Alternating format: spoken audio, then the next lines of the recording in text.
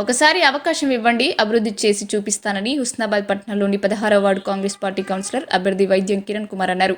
గురువారం రోజున వార్డు పరిధిలో ఉన్న మద్దతుదారులు, పార్టీ కార్యకర్తలతో కలిసి ఇంటింటి ప్రచారం నిర్వహించారు. ఈ నెల 11న జరిగే ఎన్నికల్లో చేతి గుర్తుపై ఓటు వేసి భారీ మెజారిటీతో గెలిపించాలని కోరారు. వార్డులో ఉన్న సమస్యలపై అవగాహన ఉందని, వాటిని పరిష్కరించేందుకు కృషి చేస్తానని అన్నారు. ఇంటింటా తిరుగుతూ ఆప్యాయతగా పలకరిస్తూ చేతి గుర్తుపై ఓటు వేసి ఒకసారి ఆశీర్వదించగలరని ఓటర్లను అభ్యర్థించారు.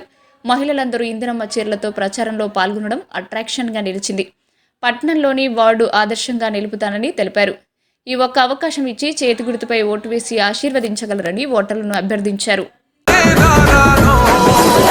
రాముని గుణమే నీది, రామబాణమే మాట, వదిలినవో ప్రాణం పోయిన తిరుగుండదు గంట.